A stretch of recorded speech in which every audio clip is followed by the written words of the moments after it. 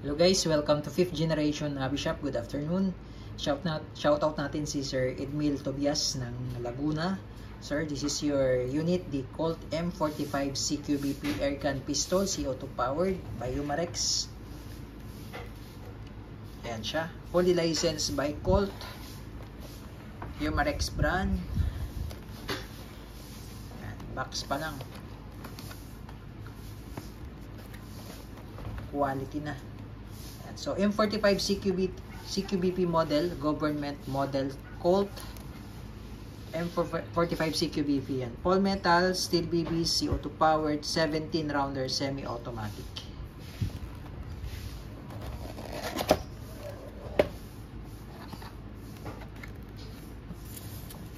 Ito yung kanyang manual, sir. So ito yung model na to, sir. M45 CQBP 5.8176.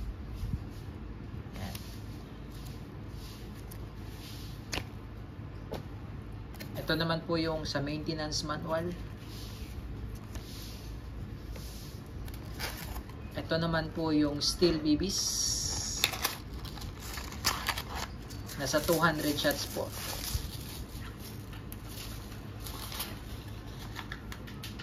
Ito naman po yung Allen range. At ito yung unit. Ayan. Government model, Colt, automatic caliber 45. This is just an airgun pistol po sa mga makapanood, no? Airgun pistol po siya. Ayan. Caliber 4.5mm 177. License trademarks of Colt's Manufacturing Company. Ayan. All metal po siya. Pwede mo siyang lagyan ng flashlight. Meron pala tayong available na flashlight para dyan, sir. Ito po yung ating available na flashlight, sir. Meron tayong GM35 1350 lumens.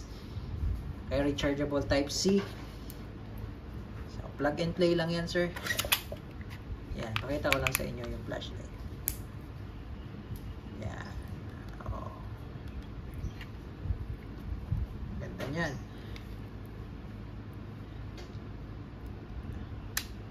Yan. Tapos meron din po tayong 800 lumens GM23 micro USB naman yung charger. Okay, so ayan, Colt M45 CQBP CO2 powered. Okay, may kasama na rin po siyang silicone oil, free na yan silicone oil, pati yung CO2 free na rin po, 5 peraso.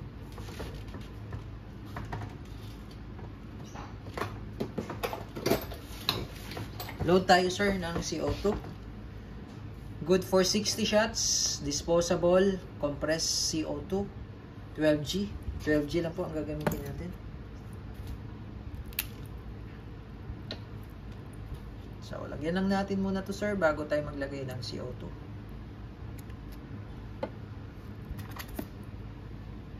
Ganyan.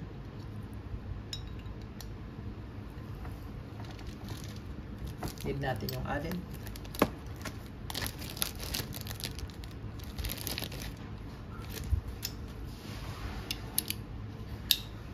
Okay. And then, pag hihipitan nyo po, kailangan mabilis lang pong pihitin. Kasi po pwede po kasi siyang sumingaw once na butas na siya at maluwag pa. Okay, tamang higpit lang. Ayan, tamang higpit lang po. Okay.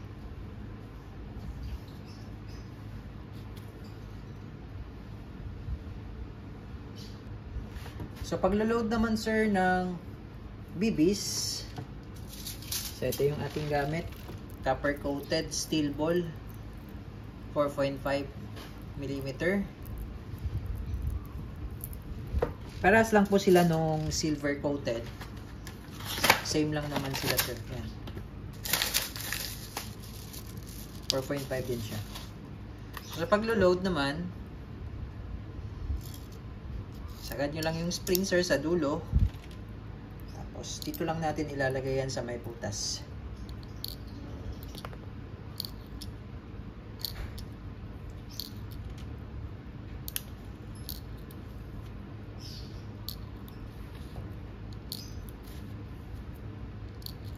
Okay, then dahan-dahan lang po, alalay lang.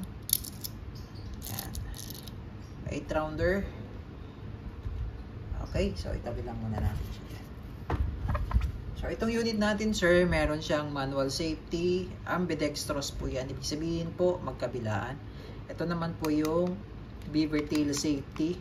Ayan. So may function din siya sir. So pag kinasa ko sir, at nilagay ko sa safe, ayan, hindi siya puputok. Hindi pumapalo yung hammer. Pag binaba ko, that's safety off. Okay, pumapalo na yung hammer. Now, naka-safety off siya. So, pag kinalabit ko yan, papalo yung hammer. Pero pag hindi po ito diniinan, itong beaver tail, kahit nakalabitin ko yan sir, hindi siya papalo. Safety feature niya po kasi yan din. Dual safety po kasi yan. Pag pinrest mo siya, saka na siya gagana. Ayan, pag pinrest. Ayan. Okay. So, yun po yung safety feature ng 1911. Yung mga real steel po, may ganun po talaga siya. Okay, kaysa mga real steel.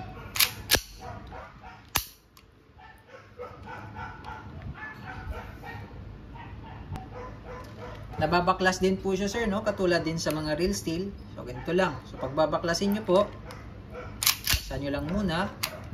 Tapos, sentro nyo lang tong slide stop dyan sa may uka na yan. Press nyo lang sa kabila.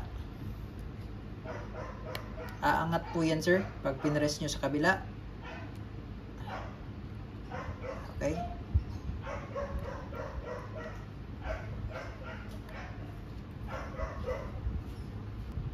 Ayan, so once nakaangat na yan, pwede mo na siyang hugutin.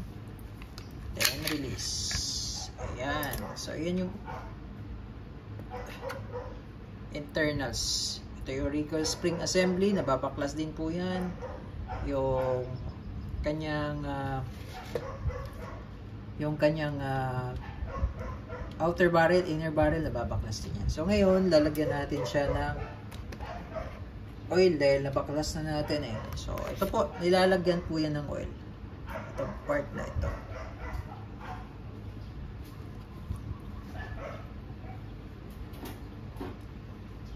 Yan. Lalagyan po yan ng oil.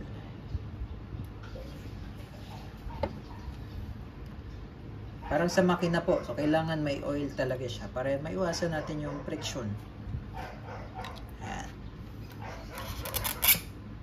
Pag binaklas nyo sir at tuyo, lagyan nyo ng oil sir. Tapos pag babalik naman, ito ipapasok nyo lang siya dito.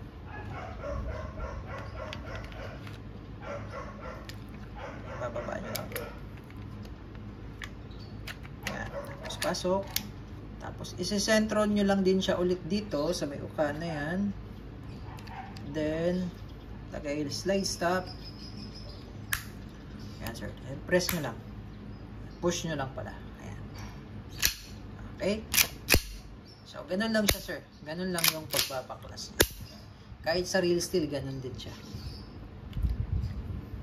Okay. So, testing natin sir. Loaded na tayo. May CO2 na rin. Okay, testing po sir. 1911 Colt M45 CQBP airgun pistol, steel ball, CO2 powered.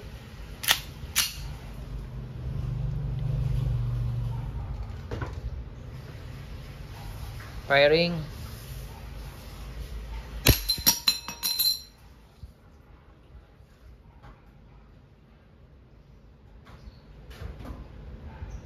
Firing. Accurate naman. Okay, ubusin natin yung bala sir hanggang sa mag-open slide.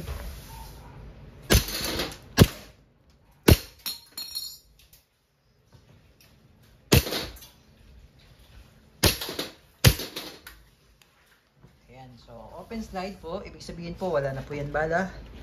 Release nyo lang magazine. So may tendency pong hindi siya mag-open slide kapag yung capacity ng gas or yung blowback konti. Lalo na pag malamig yung magazine. So may tendency hindi siya mag-open slide. So huwag po kayo mag-alala, normal lang po yun. Okay, so pagbabalik naman ng slide, tulak nyo lang ng bahagya, baba yung slide stop, then release. Hammer down. Okay, so may laman pa to, sir. All goods na tayo, sir. Colt M45 CQBP Airgun Pistol by Umarex.